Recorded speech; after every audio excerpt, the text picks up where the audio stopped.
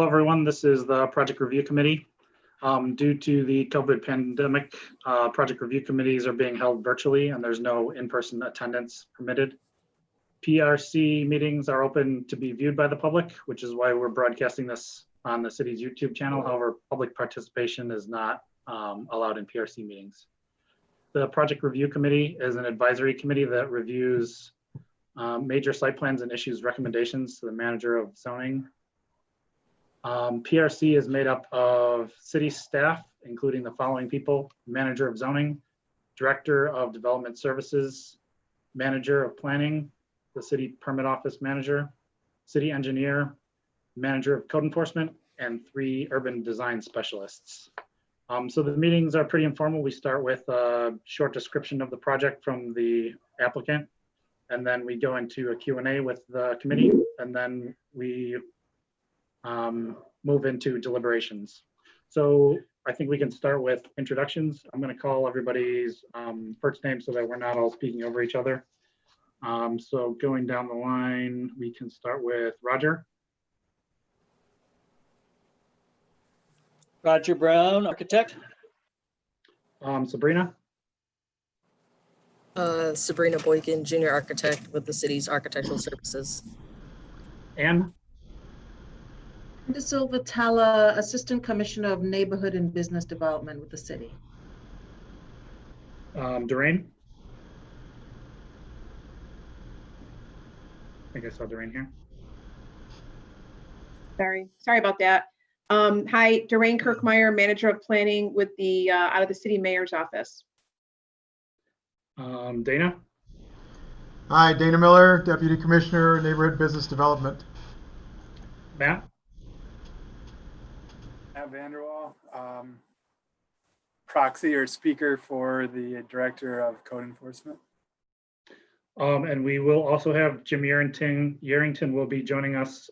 He's from RIT. So when you see someone pop up who's new in maybe 5 or 10 minutes, that will be Jim. But we do have a quorum to get started anyway. So then for our guests, we have Eric. Eric Schaff, Marathon Engineering. Dan. I am Dan Gladding with SWPR, the project architect. Paul. Paul Marfione, project director with Conifer Realty. Rich. I think I saw Rich.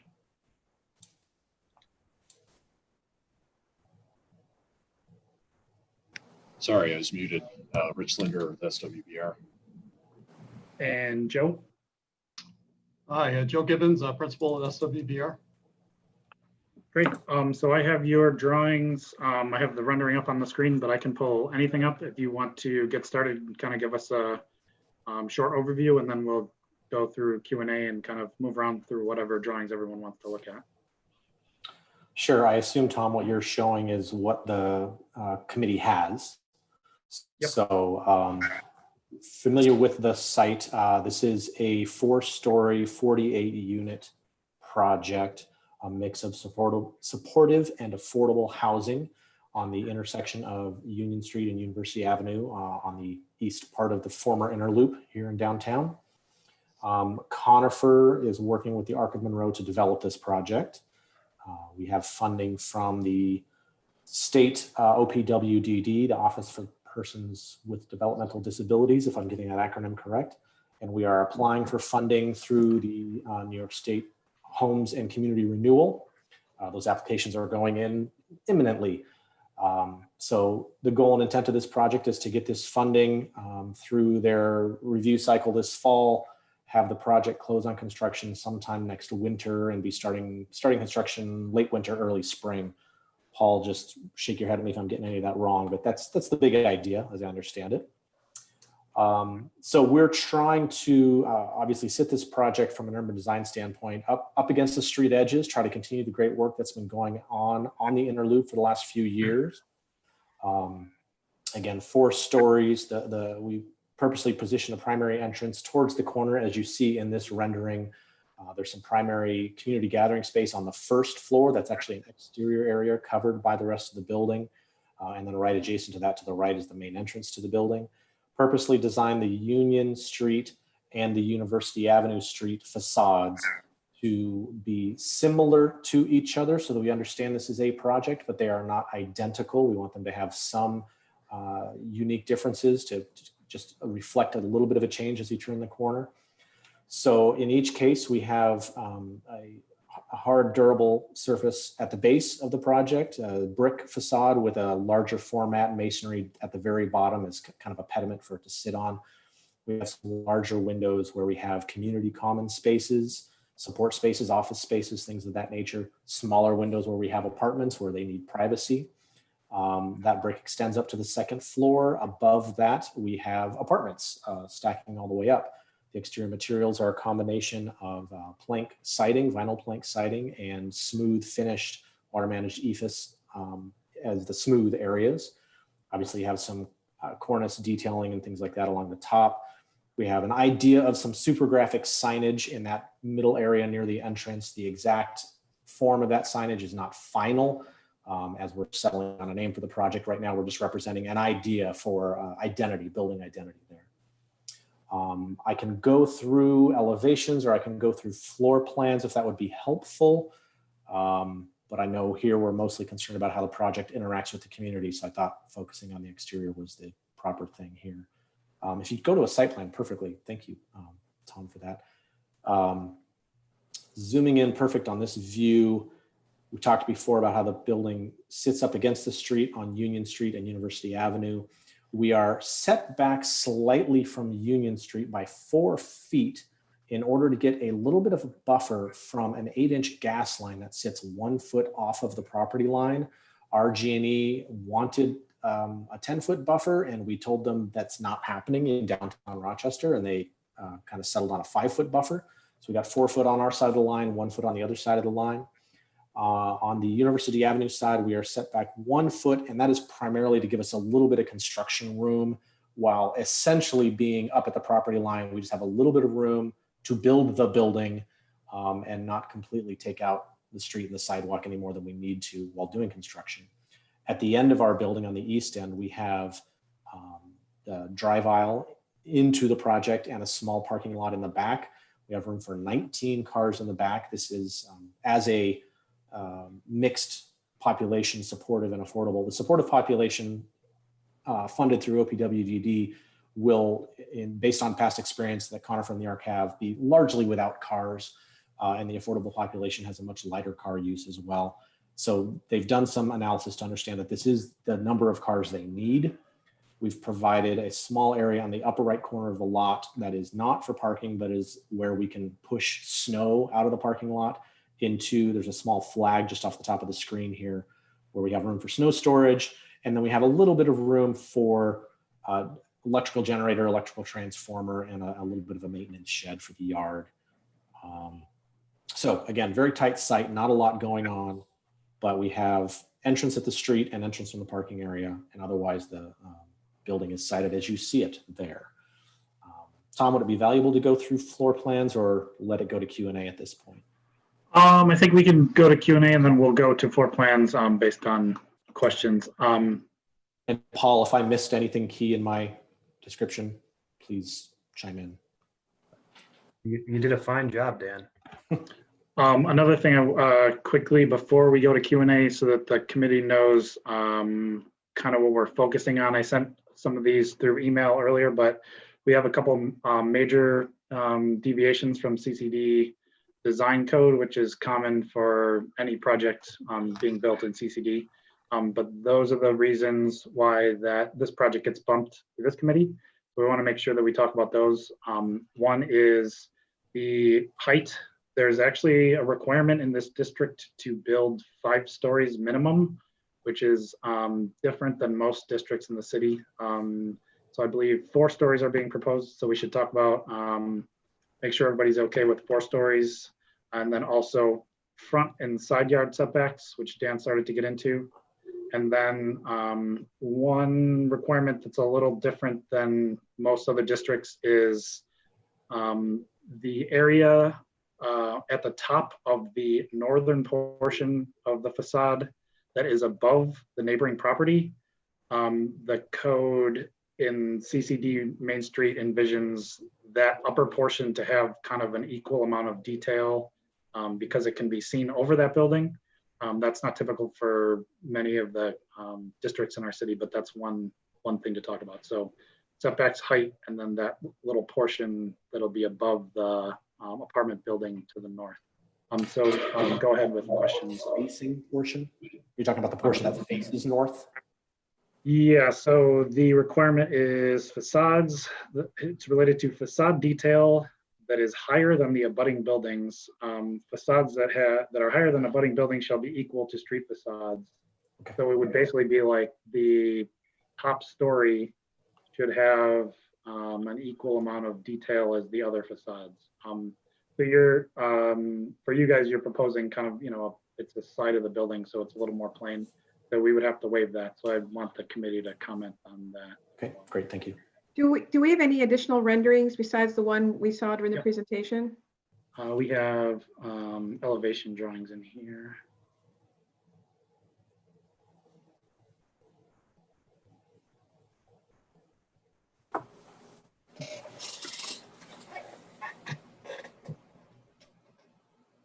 So this is University.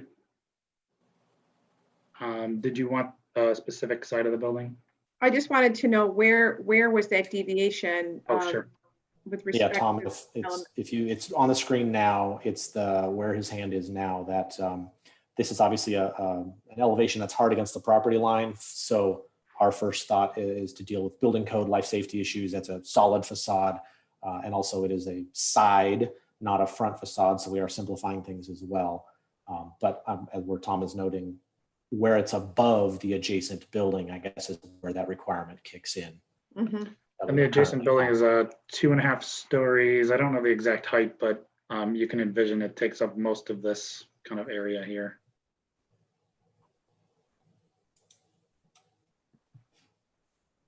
And then here's the University Ave. And the Union side is a little smaller.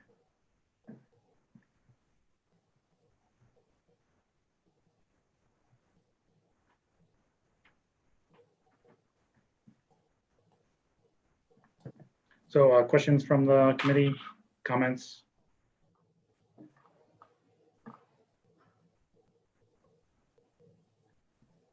You guys have never been silent before. Can you put the site plan up, Tom, please? Sure.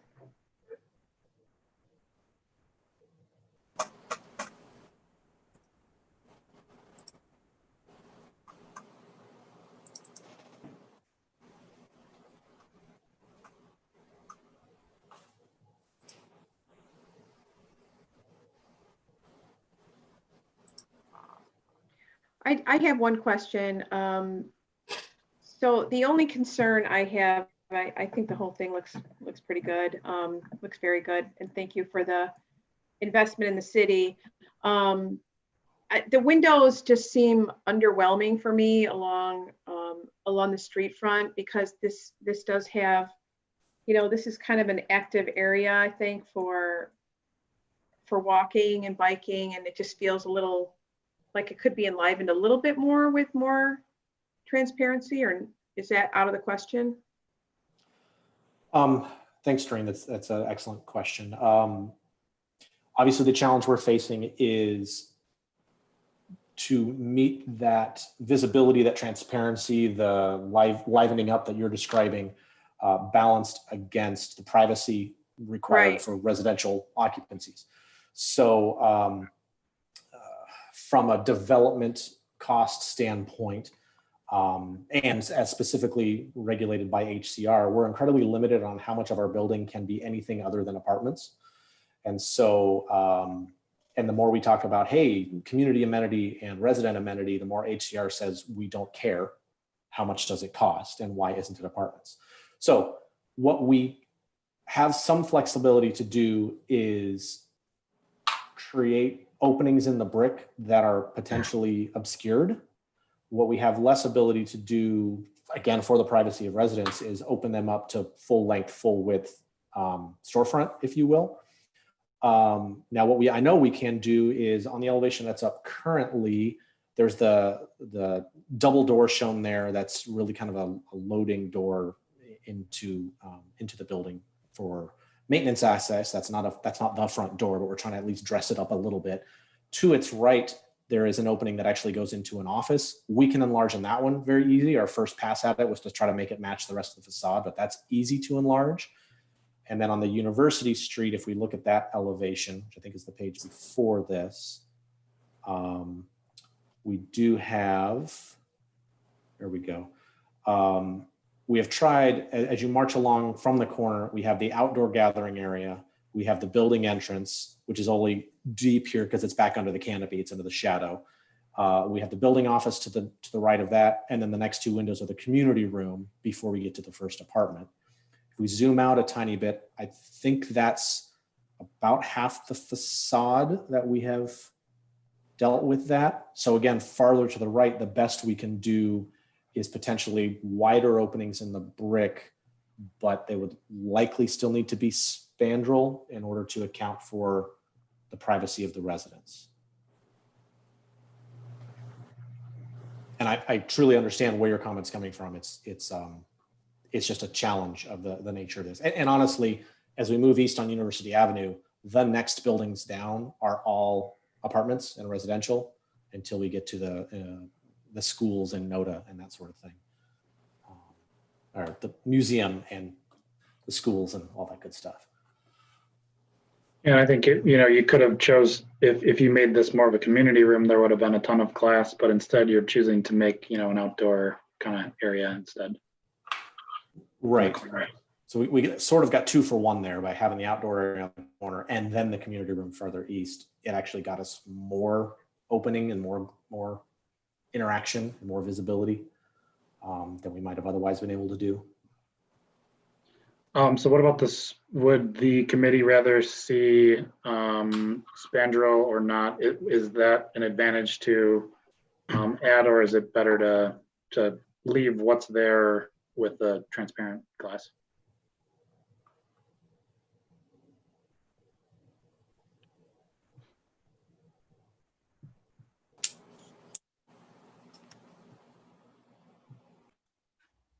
No one's jumping in here, so I just, it doesn't seem worth the additional cost for the project. So I mean, it is residential building, so I don't mind that it looks like a residential building. I was just wondering if they had looked at that, the opportunity for doing something different with, if you had to, like you said, the community room, or you have offices, and if that could become more first floor and thereby increasing the opportunity for transparency.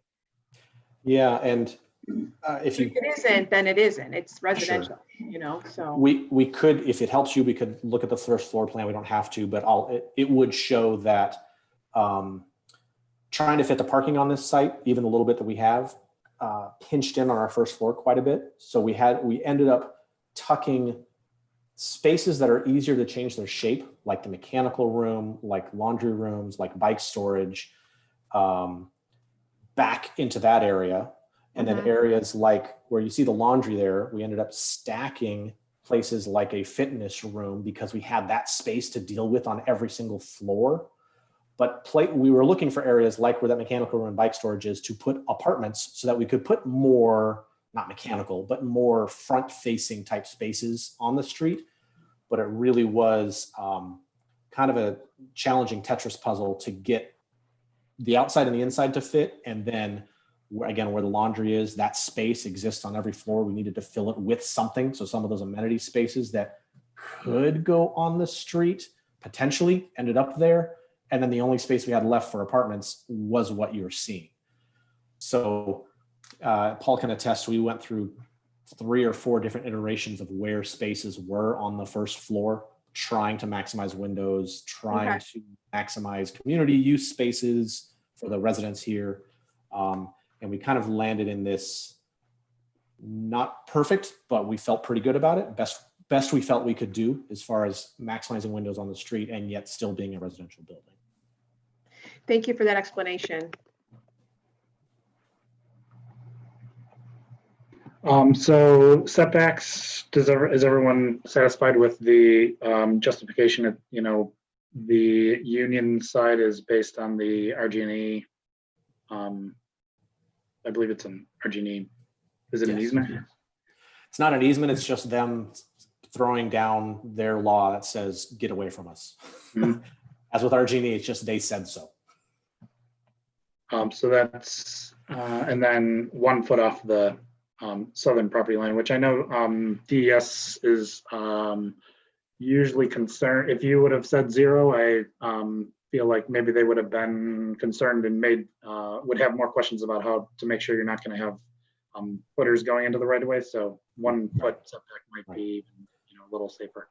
Again, since the buildings to our east are slightly set back more, and we're kind of on this street on an edge of downtown, if you psychologically on this street, it felt the 1 foot didn't feel like it was a meaningful departure from 0, and it helps us build it. So that felt smart. So what's happening in that, what's happening in the corner there of the entrance? Is that going to be active space? Is there going to be seating in there? I mean, what do you anticipate is going to happen in that space?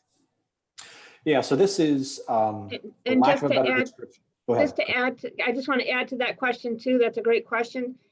Is there going to be any windows where that support office is also in that space? Because it's just sort of a big blank wall right there.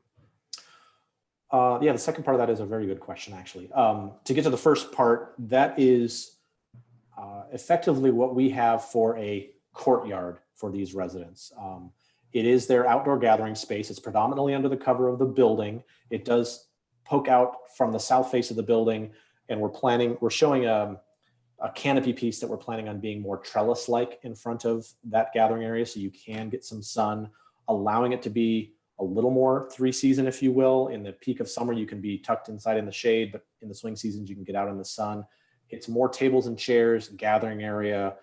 A lot of our projects, the residents like to be able to sit near the front door and watch the world go by. So this is their opportunity to do that. To the second part of that question, yes, recessed back in there right now, it is a big blank wall. I think it would be pretty manageable to put some windows in there from the support service office out to that space. We hadn't considered that, but I think that would be something we could do. I think it would be nice.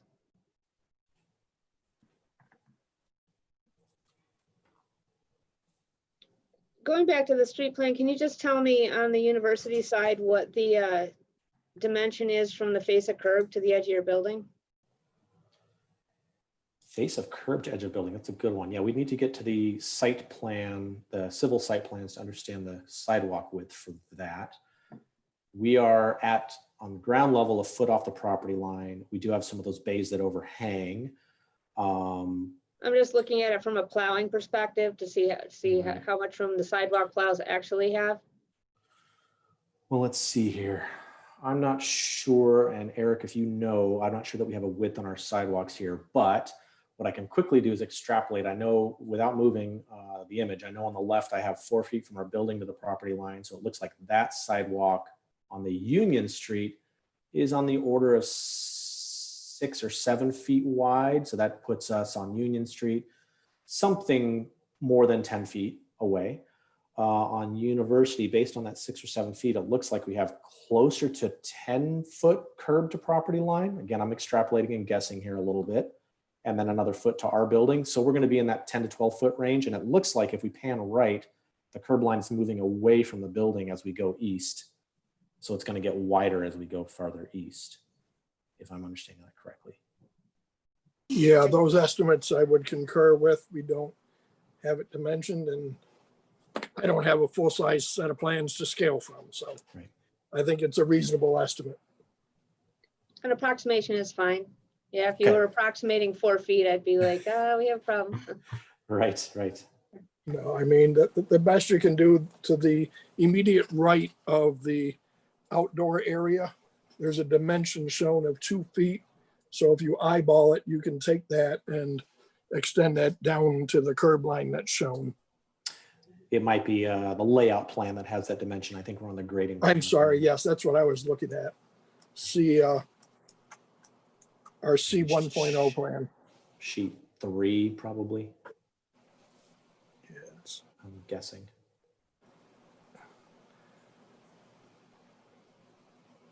But as you noted, that I think our approximation is in that 10 to 12 foot minimum range on both sides.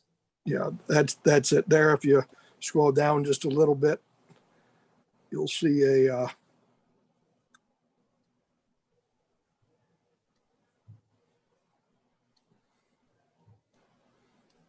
There's the two. yep, there's the 2 foot dimension. So you can take that and eyeball it and see right above the RGEHH is the granite curb. Okay.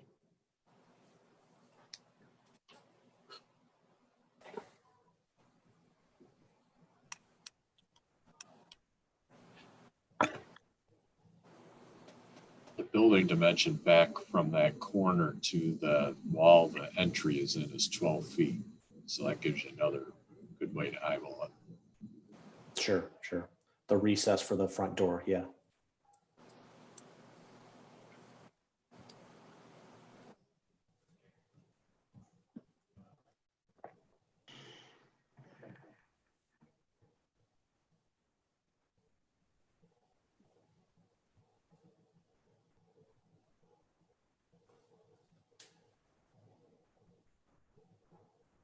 Tom, you're on mute.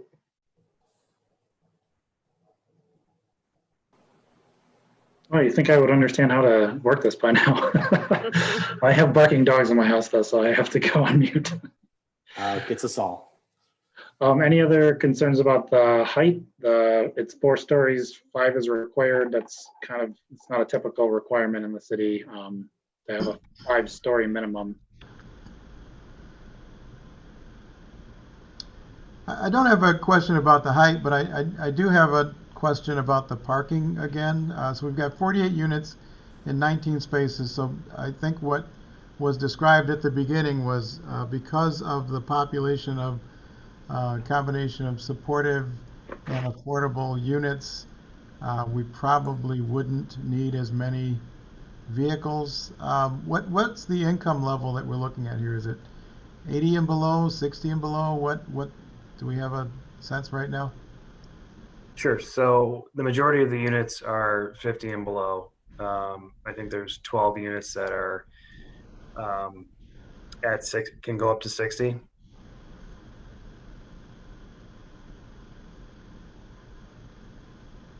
Okay, and the supportive units would be somewhere in that mix. Yep. The supportive units have to be targeted to the 50% AMI per OPWDD. Okay. And Paula's, your past experience with the OPWDD type, this type of supportive care is it's typically 0 cars for that population. Typically, with the RTS route right outside, and then with the Arc of Monroe being able to provide handicap transportation, it's pretty likely. Okay. And site staff is pretty minimal. It's the building manager, building maintenance person, and 1 to possibly 2 folks in the support office. All the heavier services they might get will be off-site, and again, the ARC will provide transportation for them. Right. Exactly. Thanks, Dan. Mm-hmm. Tom, can you hear me? Yes, Roger, you're back. You've been kind of popping in and out. Oh yeah, it's really nasty. I've missed everything that's been discussed. Let me. Have you talked about window sizes? Doreen brought that up. What are the sizes of the basic windows in this? The basic apartment single window, if you will, is a 3 foot by 5 foot. Doubling those in living rooms.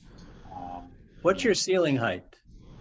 The upper floors are typical 8 foot ceiling. On the ground floor, we have a 9 foot plus ceiling, trying to get a little more height, both for the common areas, for the tuck under parking, and that outdoor community space.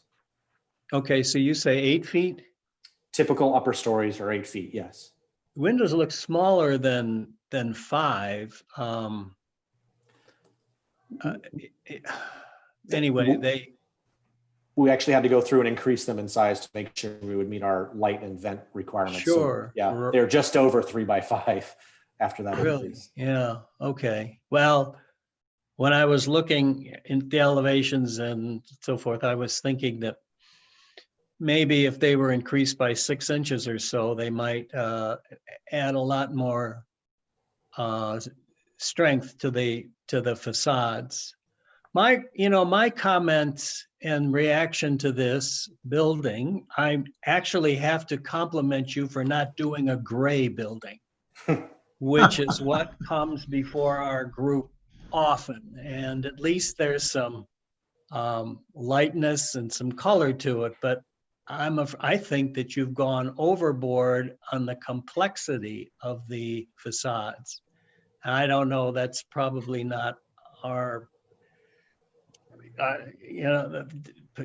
potential discussions here, but I just think it's awful busy. The idea of making the south elevation and the west elevation sort of different, to me, doesn't make that much sense. The building, again, just adds a lot more busyness to it. I would even suggest taking off the belt course at the bottom and making that brick and maybe doing some sort of soldier course or something along there. There's a lot of materials, and it somehow it's interesting, but to me it's too busy. The other thing I was looking at the corner, that you've got all these little brick kinds of traditional detailing at the top, whereas your building is extremely contemporary, if you will, and it just seems out of character for the building. You could almost eliminate them, and it looks like it doesn't belong to me. So window size is one for me. It's a busy elevation. If you could tone it down, that would be good. I would even suggest put more brick on this thing. Extend the height of the brick in the places that are in between the big bays. And I was going to ask you the distance from the building to the curb on Union and on University. Yeah, sure. That we were actually just talking about that before you got I have a feeling you were doing that. We're approximately, we don't have an exact dimension on it on these drawings, but we're approximately 10 to 12 feet from the curb on each street. As you move east on University, the curb actually tapers away from the building, so it gets a little wider. Yeah, and that I like. To me, it seems to me on Union, you're actually a little close, and that it would be great if you could push that building back away from the curb a little bit further. I mean, 12, well, that's okay. Maybe make it 14, something like that. It just seems to be awful tight. I have no.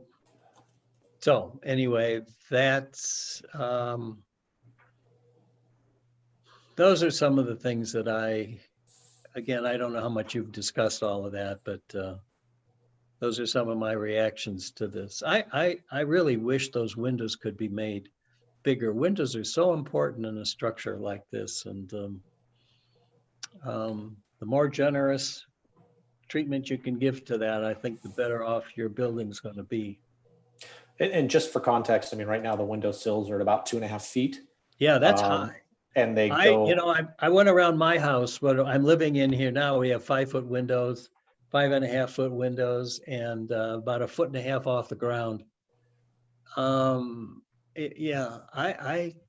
tell you, I just think it would improve it so much more.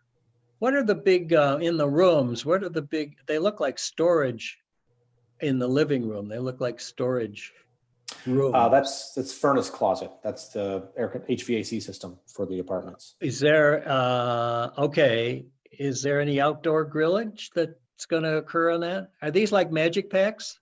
No, they're not magic packs. There will typically be a vent through the building that needs to come out to both provide fresh air to the unit and exhaust the unit. Does that show off in your elevations? I don't think they had made it to the elevations on this iteration. They're typically about 6 inches tall, 8 inches wide, fairly standard bay vent sort of thing. Okay, it's a very small, it's not a grill. Yeah, right? it's not a big Magic Pack style grill. It's more, a large book, if you will, sheet of paper type size. I see. Okay. Okay. Why in the corner, on the corner of a University and Union, you've got a bedroom, it appears. And I just was wondering why you couldn't have two windows on the University side like you do, or on the on the Union Street side like you do on the University side. We could. That is. Make it a little special. Yeah, I mean, I did two windows on one side versus one on the other, just to a little bit of asymmetry to it, and trying to, again, affordable housing. The budgets are what they are. The contractors, when they budget these, are assuming no more than two windows for a living room. So when we're adding three, I got to be careful before I add a fourth or a fifth or a sixth. So we made a choice to get a little extra light in the corner, and I focused it more south than west to get a little more southern light, a little less west light is really, that could reverse, but. Well, it seems to me it cries out a little bit more for something special, a special corner, if that's what you're going to do. And anyway, so. Any other questions? Otherwise, we can move to deliberations. Does the window concept that Roger's talking about, does that mitigate any kind of, it mitigates a minor deviation, right? But does it do anything in terms of our major deviation mitigation? Does it tie to that? No, not the major ones are the setbacks, the height, and then it's really this The 5-story versus top 4-story. story, yeah, up here. This is all wood frame construction? That's correct, yes. So the north elevation, is that all siding? Yeah, Except that's for correct. the window in the corridor. Yes, it's all siding. And what's the siding material? It is vinyl siding on this. No Lapped. kidding. Oh my gosh. So that whole north elevation is just that's interesting. It's all vinyl. Wow. Well, there's multiple buildings. There's one building here and another somewhere back here, right? I can pull up the Correct. street view. Correct. And that's just straight vinyl siding. It's not vinyl shingle siding or anything.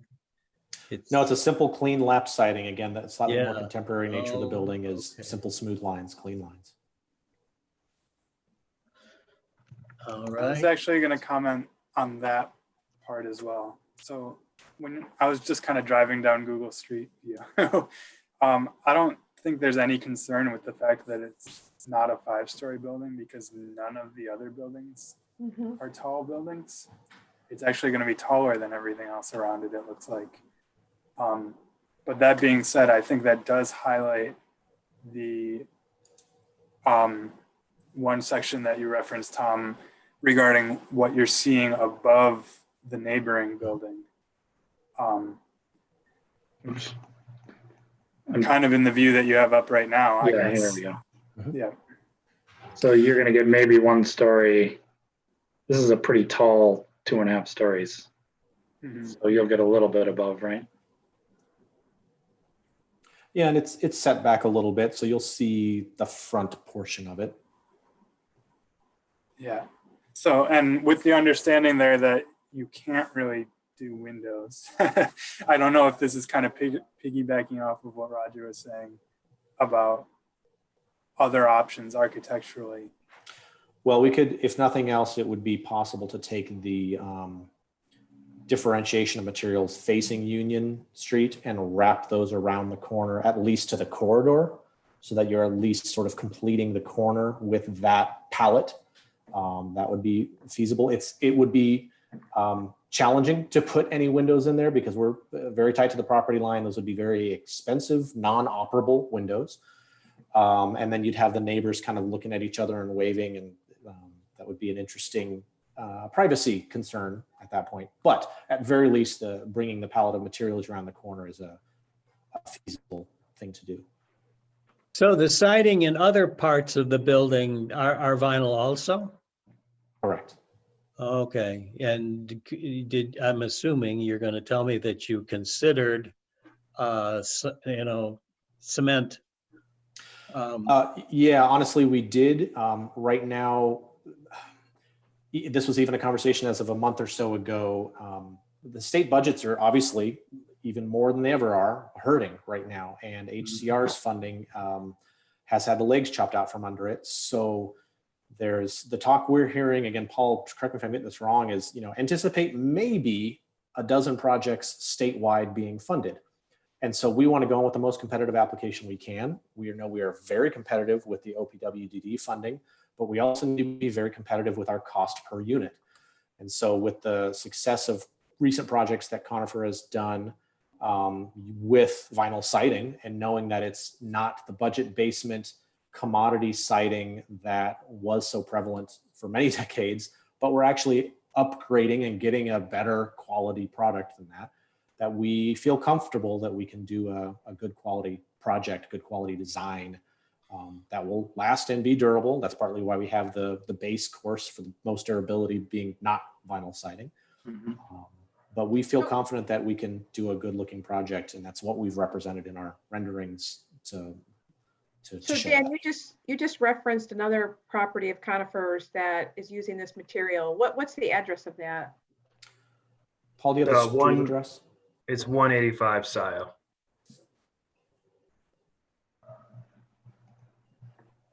That would be VOC Liberty Landing.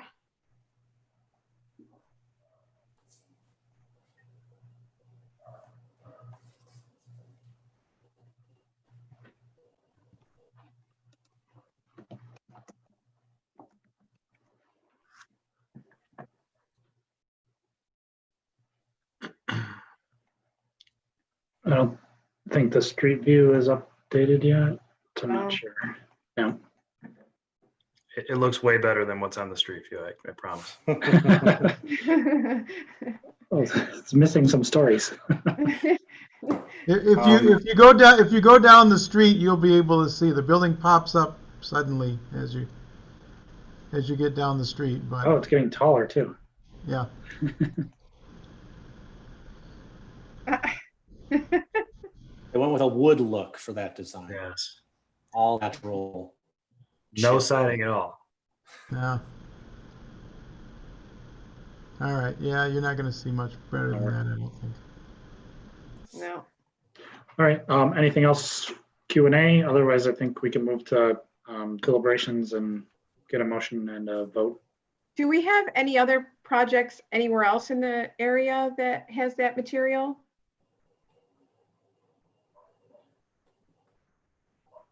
I am not sure. Is that what we used over, is that what Conifer used over with Erie Harbor? Same material? I would have to double check if Erie Harbor had that. I feel like Erie Harbor was cement. I know it was, the smooth areas were an EFIS product. I remember that. I don't recall what you used for the lapped siding on that one.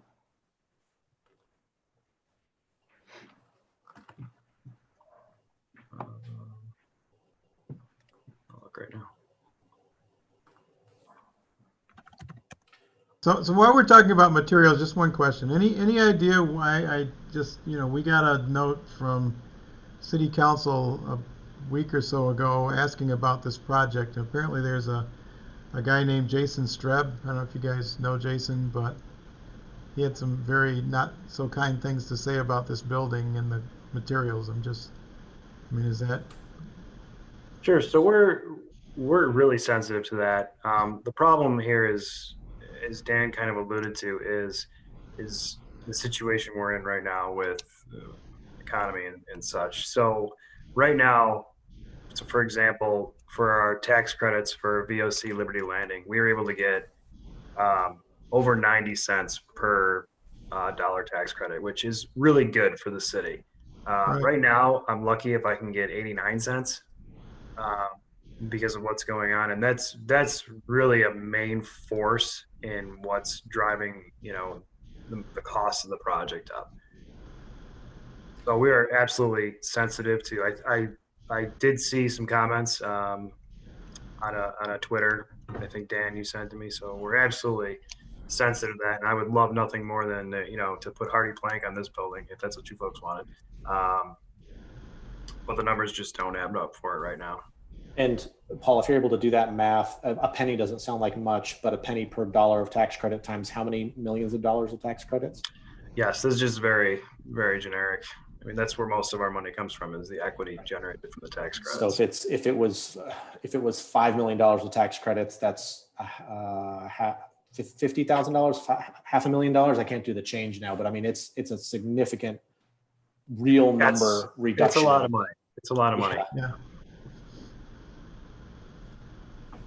And unfortunately, this kind of choice can be that difference in a real versus not real project, a penciled versus not penciled project. Mm-hmm.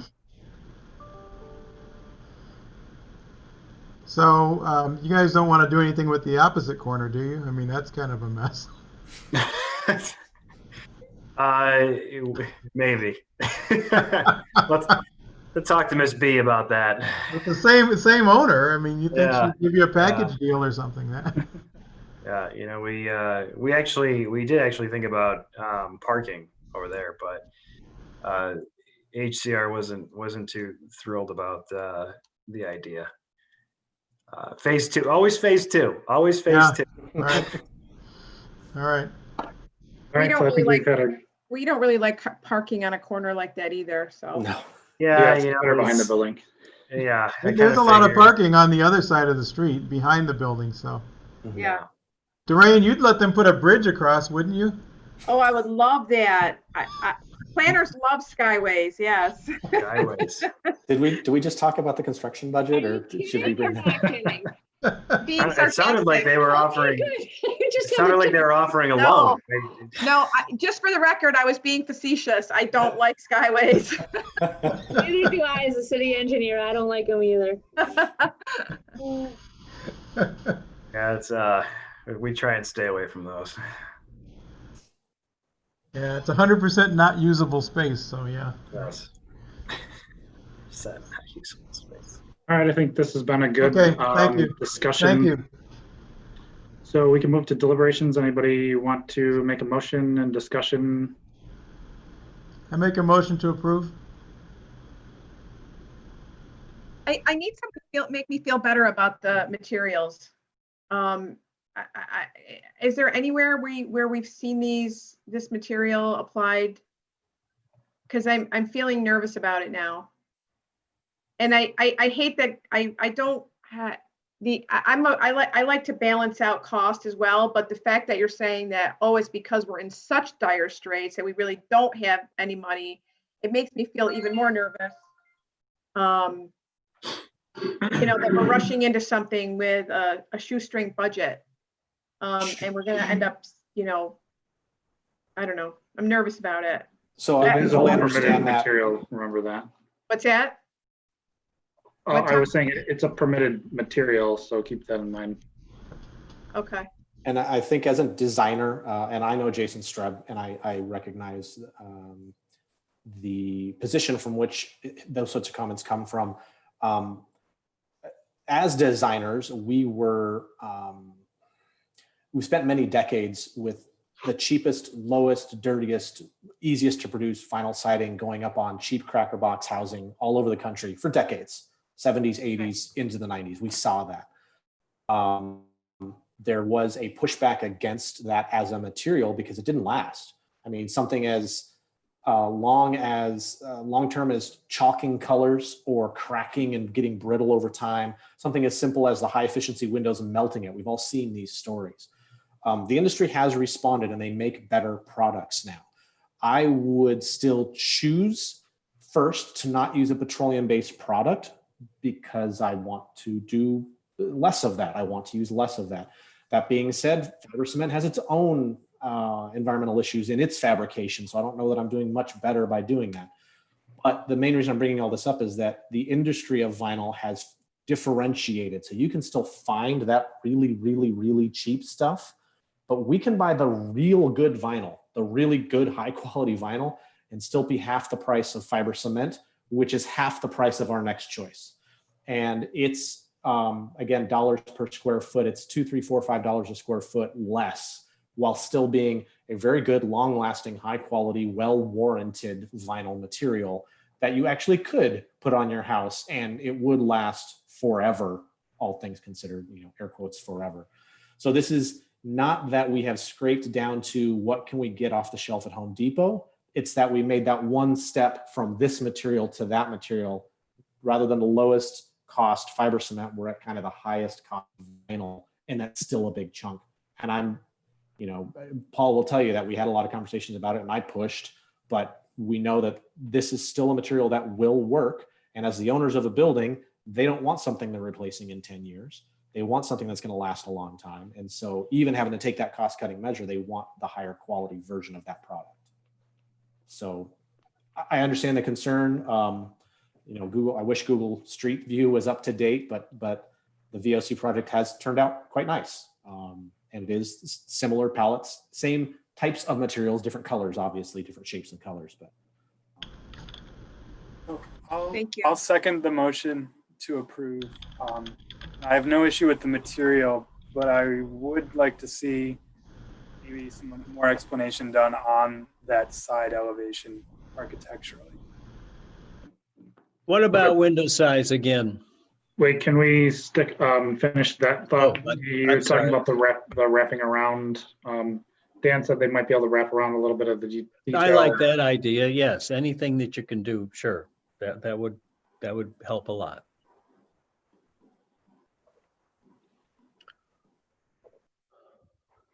And that would be a recommendation, not a condition, is that right? Yes, I think so. Mm-hmm, sure. Okay, and go ahead, Roger. No, I was just thinking that, again, I think that this whole thing would look, really much better with a deeper, taller window. So that would be my recommendation.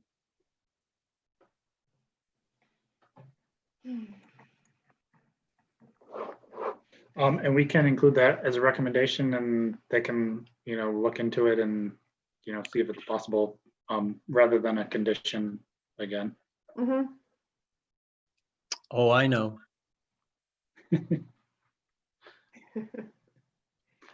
Is everyone ready to vote then? We would have those two recommendations. Yes. So I'll call out who is a voting member who's present to minimize confusion. So I'll call your name and then you can vote yes or no to our motion. First is Holly. Yes. Roger. Yes, with the conditions. Okay. Doreen, Yes. Dana, Yes. Matt. Yep. And Jim. I Yep. do see Jim. Yes. Yes. All right. Thank you. Okay, so we are recommending approval with those two recommendations. So thanks everybody for coming. I think this is going to be a great project on a corner that's been underutilized for years. So Hey, Tom, can I add something here? I think it's a real shame that we didn't have a full architectural complement here, and that you weren't able to bring in a substitute for David, and that Jim couldn't make it. It's really tough to be the only one that, because we sort of feed off of each other, and I just think that we're able to review these projects so much better with a full complement of Sure. design folks. And So remember, somehow this isn't we've an got to change that. architectural, this isn't an architectural review board, so we do have a huge variety of expertise present today. Well, I'll tell you this, you're talking about buildings that either enhance or detract from the public realm, period. And I don't know how you're going to solve that issue, but Mhm. it's really critical. This is actually, this is an unbelievably important site. Over the next few years, you're going to get into talking about the Interloop North, Mhm. the potential of, you know, the square across the street from this building could be, you know, rebuilt. And it's just that I think you need a full complement of, you know, of architects with their eyes on these projects. So I agree with that, Roger, and I have to rely on our partner in Conifer that they're going to do good by the city, because this is a very important corner, an important area of the city, and is growing and I hope that we're going to get high quality materials and a really nice design. It'll be very well managed and operated and maintained. So, but I have confidence that Conifer will do that. Mm-hmm. Thank you. All right, thanks. Thanks, everyone. And we will probably meet again next month, but we'll see what comes in, and I'll keep all the members up to date and send out a new agenda for next month. But thanks, Conifer and design team, for coming, and thanks for the committee for attending as well. Talk to everybody later. Thanks. All right. Thanks, everybody. Have a good day. Thank you.